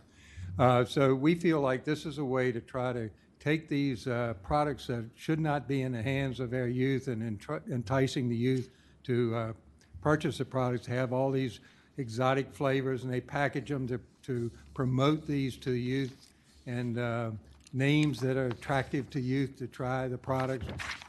We think it should be reduced to the list that the federal government has approved and deemed to be legal to sell in the United States, subject to further review by the FDA and perhaps removing some of those products from the list. Thank you. Please come forward. Madam Chair, I actually have remarks in opposition to the bill, if now is the appropriate time. I don't see anyone else who's standing, so I think now would be the time. So, Madam Chair, it's a pleasure to be with you all this evening. My name is Dylan Bishop. I represent Virginia Smoke-Free Association. We're the Association of Independent Vapor Products Manufacturers, Wholesalers, and Distributors, and Retailers, excuse me. And with all due respect to the patron and to the gentleman who spoke before me, we think this is imprudent policy for the Commonwealth for both practical and legal reasons. The bill does nothing to curb underage sales. It does nothing to curb predatory marketing practices or to remove bad actors from the marketplace. All Senate Bill 550 does is corner the market for big tobacco. These tobacco insiders have profit-driven motives behind their advocacy today. Since the FDA's PMTA process was established, its approval rate for vapor products is 0.00001. Now, you might ask why that number is so laughably low, and it's because as recently as January 3rd of this year, the Fifth Circuit Court of Appeals has determined that the FDA's PMTA process, specifically as it relates to vapor products, is arbitrary and capricious. This was echoed by the 11th Circuit Court of Appeals this past year. At best, the constitutionality of the PMTA process, which we would be hitching the Commonwealth's wagon to, is the constitutionality is questionable as at best. As of January 1st of this year, the entirety of the vaping products approved through the PMTA process fit on this one page. There are 23 products, all of which are owned by international conglomerates, 2 of which have been outspoken proponents of this bill. But I'll cut right to the chase. Please do. We have 3 more bills that belong to Senator Stewart, and I think we're going to get staff. Yes, ma'am. So I'm quoting from the Public Health Law Center. They just published this on February 1st of this year. It remains uncertain how state agencies can verify that a PMTA application is still pending. While the FDA publishes a list of companies who received marketing denial orders for their products, it warns the public that this list is not comprehensive. The FDA also does not publish a list of applicants because commercial data and privacy concerns. The health community and the advocacy groups are against this bill. They would prefer, and so does the National Public Health Law Center. They say registries distract from more meaningful regulations. Strong tobacco retail licensure laws have proven time and time again that regular inspections, compliance checks are all effective measures to protect, and this is a misallocation of resources. The similar bills have been enacted in 3 states, not yet 4. They've either been repealed or scaled back in all 3 states, one of which in Oklahoma was because cost overruns. We've had public comment, and Yes, honestly, ma'am. I've heard all of that. Thank you. But I just want to let you come up for a moment. Is there one more person who would like to? Yes, Nicole Westcott with the Heart Association, and we echo Dylan's concerns. Thank you. We've heard comment of this nature before. So, there's a motion to report. There's a motion and a second to report the bill as amended. All in favor, please say aye. Aye. We have 3 more bills, and those bills belonging to Senator Stewart, and I believe staff is going to present those. Oh, no, there are only 2 more. Yes. With Senator Stewart's blessing. Yes, Madam Chair, sorry.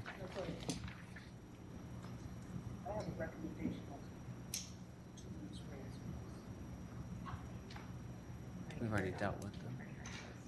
Okay. Madam Chair, Senate Bill 669, Senator Stewart relates to local economic development commitments. It provides that any economic development commitment that is affirmatively stated at a public meeting shall be binding and reflected in any agreement with the locality and enforceable through a judicial relief action. Madam Chairman, Senator McDougal. I'm not sure what Senator Stewart was trying to do, but my kind of view of this is these agreements are done in writing, and we always say if there's a contract, it's the 4 corners of the document. And so somebody might say something, I don't know that we want to create a cause of action for something verbal if we have a written document solidifying the deal. So I think this one needs to not move forward. I'll make a motion to pass the bill by. There's a motion and a second that the bill be passed by indefinitely. All in favor of that motion, please say aye. Aye. Tyler. Yes, Madam Chair, the final bill from Senator Stewart is Senate Bill 464 related to the Fisheries Innovation for Sustainable Harvest Fund. It establishes the fund to support and promote economic growth and development of the seafood industry. I believe there's a committee substitute that Stephen can report, Madam Chair. Can I get a motion? On the substitute, On I'll substitute. move that, yes. There's a motion and a second that the substitute be agreed to. All in favor say aye. Aye. Council? Madam Chair, the substitute removes 28.2-1206 from the bill, and after discussions with the committee, we will also be removing any royalties accruing to the fund under 28.2-1208. That'll be posted online shortly. Thank you. Members of the committee, you understand that substitute? Motion, please. I'll move we report the substitute. There's a motion to report the substitute. All in favor, please say aye. Aye. Substitute is reported. You have the recommendations that we raised, That, Madam Chairman, Senator McDougal. just, I went out because I was still really confused about Senator Marsden's bill, and I don't know, I guess it bothered me because I couldn't understand what, in talking to my accountant experts, what they tell me is that the bill that we passed unanimously, the policy that went out of here last year, apparently tax interpreted that as saying if there's a conformity that goes forward, this is what their guidance was after we left Richmond, if there's conformity that is not accepted because it goes past the $15 million cap, Yes. then that counts against any potential other conformity that's below the cap that comes down. So that would have counted against the one that was. So it wasn't what I was understanding was that it was making a bigger potential hole. They're saying that if there's one conformity that comes through, that's 100 million, then there'll be no, and we don't accept it because it's above the 15 million, then we won't do any conformity at all because we've exceeded the 75 million already, even though we didn't accept it. So I don't know. They think that this language will fix taxes understanding, which is one way. It could be that I don't know why tax would interpret it that way. It seems illogical to me, but maybe that's something that the chairman and staff need to look at, because if they are interpreting it that way, it seems to be a problem. Okay. Just the way so it doesn't seem to me like it's double counting. It seems like their interpretation of what we did, they're interpreting it wrong, and this is try to. No, I think what we need to do is let staff look into it and we can come back and bring it Correct. back at full committee, if that works. And Senator Locke, Didn't mean to add an extra thing, but it just really bothered me because I didn't understand. well, we're not gonna get any sleep until we're out of here anyway, so. Senator Locke, you had, Okay, on both of Senator Williams Graves' bills dealing with housing, SB 512 and SB 55, did we PBI those? Yes. Or did we carry them PBI over? 512, we carried over 555. Okay. I would like to suggest that we actually send those to the Housing Commission. Also move. So, it's been moved and second that both of those bills, SB 512, we And can still 555. PBI it, but send with a letter to the Housing Commission to study. sent a letter to the Housing Commission. Okay, but for 556, we agreed, I would amend that motion to PBI as well with a letter to the Housing Commission. On 555. Yes. Okay. So that way the Housing Commission could study both. So that's 512, 555, and we passed 556, yes. Yeah. Okay. Do we need to make a motion? I think you just need to also, you agree. Okay, we all agree. Yes. And Senator Locke, you're responsible for letting Senator William Graves understand what we did. Thank you. Well, there are no further bills to be considered in the committee, so. Madam Chairman, can I just say, Senator I know there's not a lot of public here, but I just want to thank our staff, our team. They have done a tremendous Oh my God, job. yes. And I don't know that, I just was thinking about it, just the hours that they spent yesterday and just Yeah, today. It's pretty grueling on us, but I know it's grueling on them. And I Absolutely. really appreciate what they do. Thank you, so do we all.